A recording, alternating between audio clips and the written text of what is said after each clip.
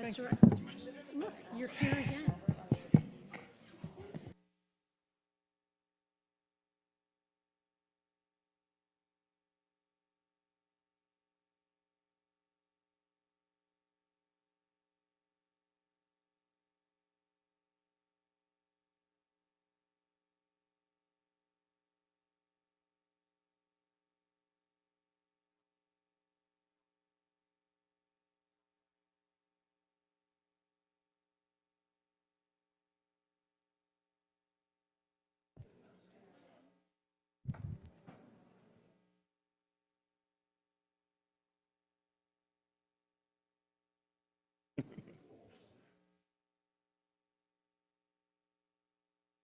All right. The September 24th, 2024 meeting of the Public Safety Committee will now come to order. Will the clerk please call the roll? Mr. Burgess. Here. Mr. Burgess is present. Mr. Colby. Here. Mr. Colby is present. Mr. Cruz. Mr. Cruz is present. Ms. DeFlorio. Here. Ms. DeFlorio is present. Mr. Dondorfer. Here. Mr. Dondorfer is present. Ms. Hugh Smith. Here. Ms. Hugh Smith is present. Chairman Long. Here. Chairman Long is present. Mr. Mafucci. Here. Mr. Mafucci is present. Mr. Milne. Here. Mr. Milne is present. Ms. Smith. Here. Ms. Smith is present. Ms. Vasquez Simmons. Here. Ms. Vasquez Simmons is present. Is there anyone signed up for the public forum? There is not. The next item on the agenda is the approval of minutes. You have the July 30th, 2024 minutes before you. They will stand approved unless the clerk is notified of any changes by the end of the day. The next item on the agenda is new business. Mr. Clerk. Referral 24-0302, acceptance of the Aid to Defense Program grant from the New York State Division of Criminal Justice Services for the Office of the Public Defender. On a motion by Legislator Mafucci, seconded by Legislator Vasquez Simmons. Are there any questions or discussion? Legislator Dondorfer. Thank you, sir. Through the chair to the administration, are these positions funded by the grant attorneys or support staff?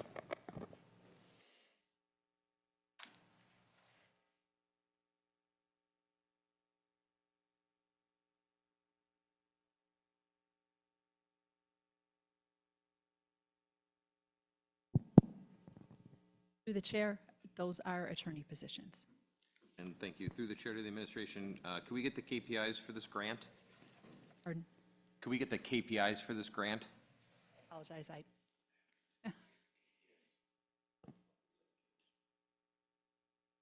can get those to you tomorrow, yes. Thank you. I yield the floor. Any other questions or comments? Seeing none, all those in favor, please say aye. Aye. Anyone opposed? Motion carries. Next item, please. Referral 24-0303, acceptance of a supplemental Aid to Defense grant from the New York State Division of Criminal Justice Services for the Offices of the Public Defender, the Conflict Defender, and the Assigned Counsel Program. On a motion by Legislator Mafucci, seconded by Legislator Vasquez Simmons. Are there any questions or discussion? Seeing none, all those in favor, please say aye. Aye. Anyone opposed? Motion carries. Next item, please. Referral 24-0304, acceptance of an Aid to Defense for Discovery Reform grant from the New York State Division of Criminal Justice Services for the Offices of the Public Defender, the Conflict Defender, and the Assigned Counsel Program. Motion by Legislator Mafucci, seconded by Legislator Vasquez Simmons. Are there any questions or discussion? Legislator DeFlorio. Thank you. Through the chair to the administration, can you give us an approximate figure of how much the discovery budget has increased since the law changed several years ago?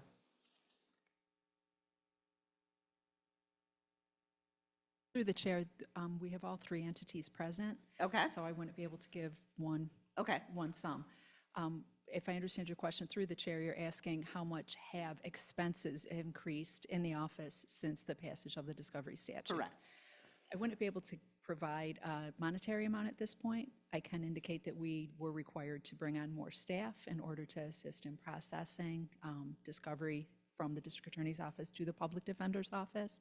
So I know that's one notable increase, but in terms of the actual technology and things like that that we were using, I can't give a number to that. That's the purpose my understanding of this grant is so that we now are able to go and obtain additional technology and products that will allow us to help process the overwhelming amount of discovery that we receive in the Public Defender's Office. And I don't know if they're, Understood. Thank you. Before you pass that on, can you tell me how much of an increase in staff you've had through the chair? through the chair, based on the discovery statute. Yes. We increased the number of discovery clerks, so we presently have 3 discovery clerks whose sole purpose is to help process discovery received through the portal and disseminate that information out to the attorneys. With regard to the increase in the technology that was required to do that, I can get that information for you, as that occurred before my tenure. Any other costs that were related to the implementation of the discovery statute, I can look into tomorrow and research, but I know with regard to staff, it would have been most clearly the discovery clerks. Thank you.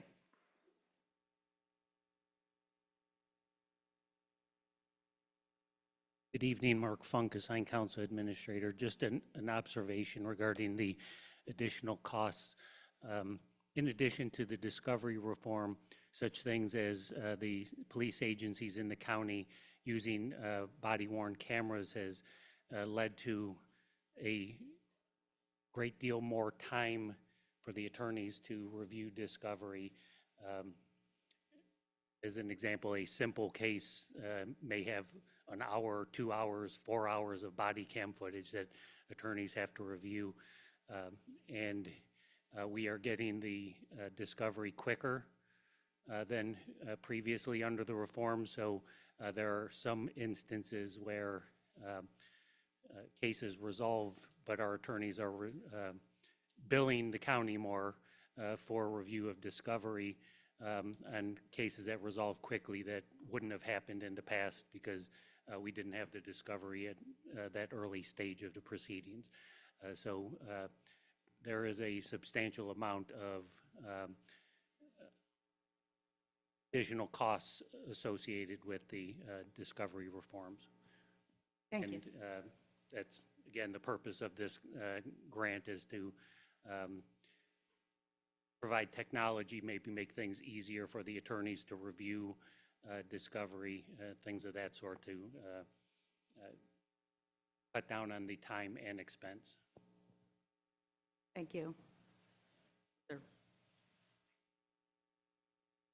Through the chair, Sarah Holt from the Conflict Defender's Office. And I would echo somewhat the public defender's comments regarding not being able to put a monetary value on it, but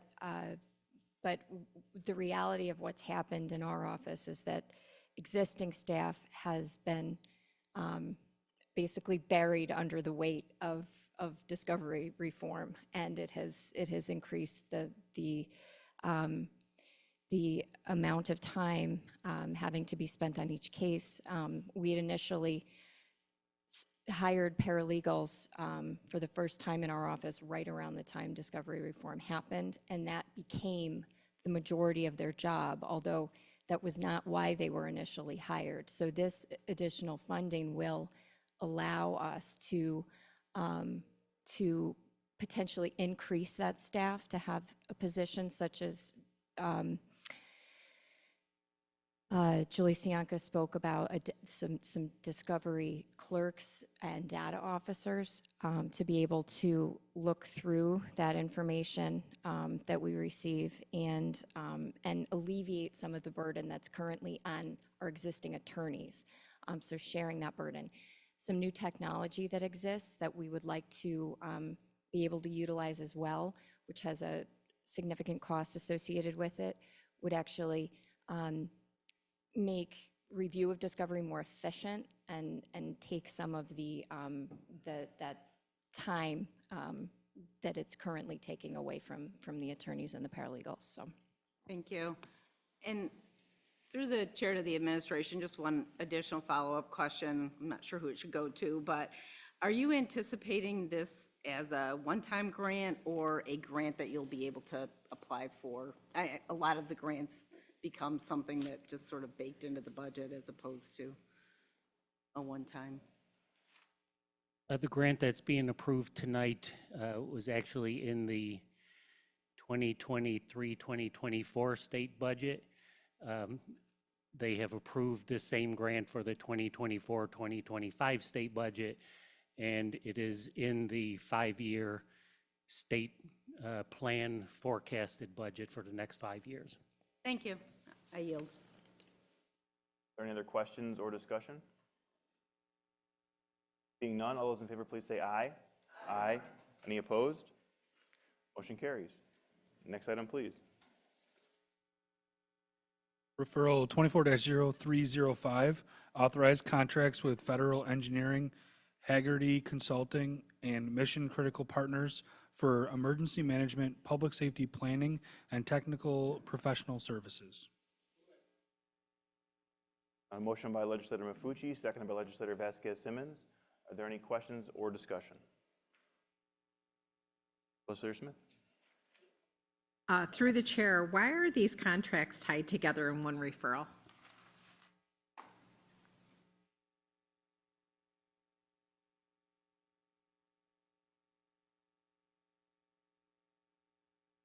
Through the chair, Tim Henry, Deputy Director of Public Safety and the County Emergency Manager.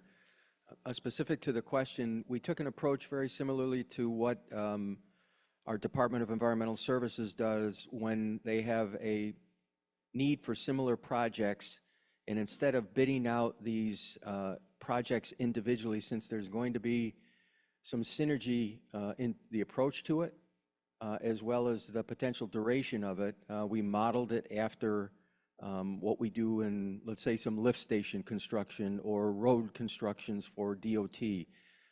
As an example, Haggerty Consulting is going to be focusing on emergency management and planning consulting services, reviewing some of our plans.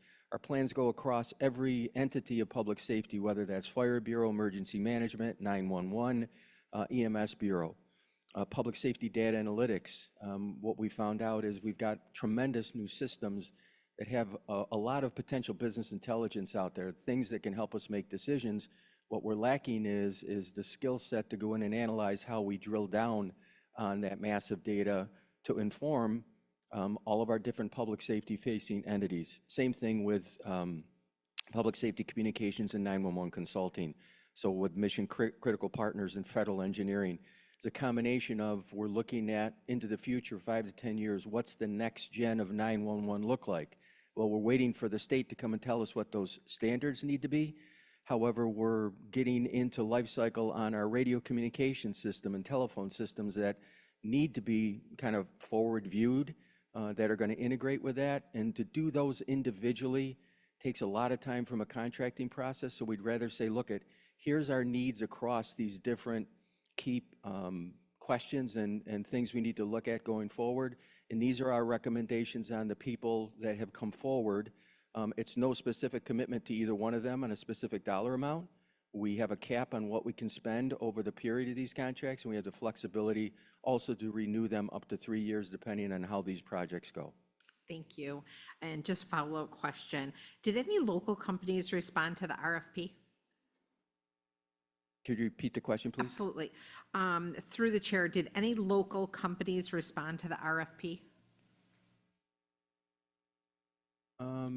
I can go back and look at the responses on that and get back to you with an answer. Great, thank you so much. You're welcome. I yield the floor. Are there any other questions or discussion? Seeing none, all those in favor, please say aye. Aye. Anyone opposed? Motion carries. Next item, please. Referral 24-0306, authorize a contract with Keefe Commissary Network for the provision of commissary services at the Monroe County Jail and the Monroe Correctional Facility. Ooh.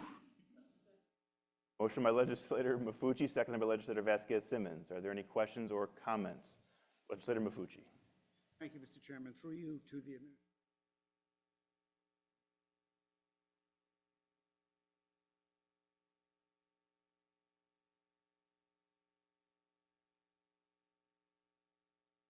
No, Keith is the current commissary vendor.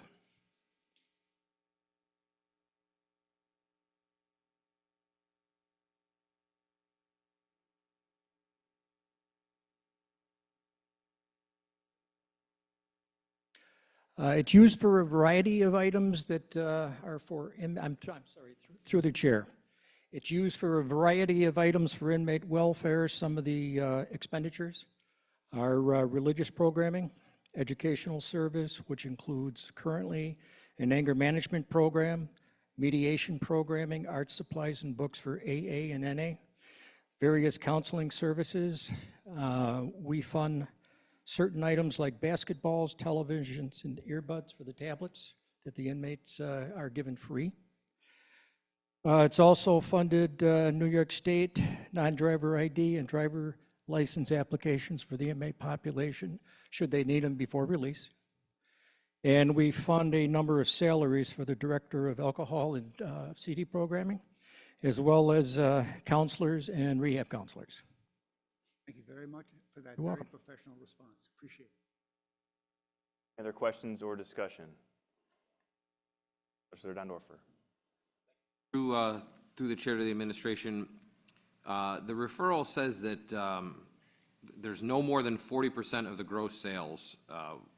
What does that mean? Does that mean that we could be getting 1% or 47%? Is there a specific reason for that kind of wording? All right, through the chair, our commissions offered through Keith for food, drink, clothing, and hygiene are 45%. That's down from 47. Okay, so there's certain products have different ranges through the chair? Through the chair, yes. 45% for food and drink, clothing and hygiene, 30 for vending, and 30 for Secure Pack and Trinity Takeout, which are what families of the individuals incarcerated can purchase for their loved ones. Gotcha, thank you very much. And just one more follow-up question that Legislator Mafucci touched on here, through the chair to the administration.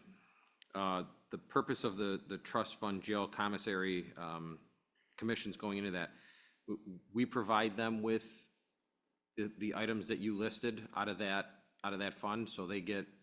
Well, through the chair, the commission minimum standards require us to give the individuals free of charge certain things.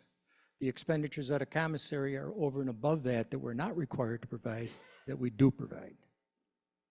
Okay, so through the chair to the administration, but the profits from that pays for the things that we are required to provide to the incarcerated individual. Through the chair, no, they don't pay for what's required. We have to provide that from our regular budget. Okay, thank you. I yield the floor. Any other questions or discussion? Legislator Cruz.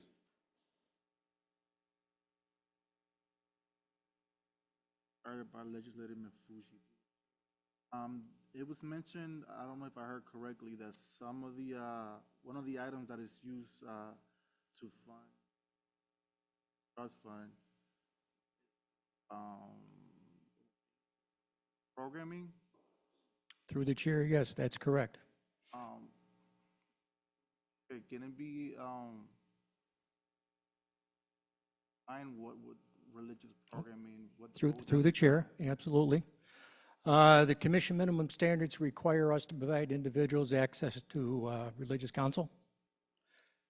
Beyond that, we fund chaplaincies for all the denominations, and they provide additional enhanced services for the population. Would you, through the chair, so would you say that there is like a diversity of chaplains, and I don't know my lingo, so as far as like proper representation for like Christians, Pentecostals, or like Muslims, the different. Through the chair, we do have a Catholic chaplain, we have Protestant chaplain. We have a Good News non-denominational service that provides us religious counseling. We have a rabbi and a Muslim advisor. Thank you. Any other questions or discussion? Seeing none, all those in favor, please say aye. Aye. Any opposed? Item carries. Are there any other matters to come before this committee? There being no other matters, the September 24th, 2024 meeting of the Public Safety Committee stands adjourned. The next meeting of the Public Safety Committee will be held on Tuesday, October 22nd, 2024 at 5:30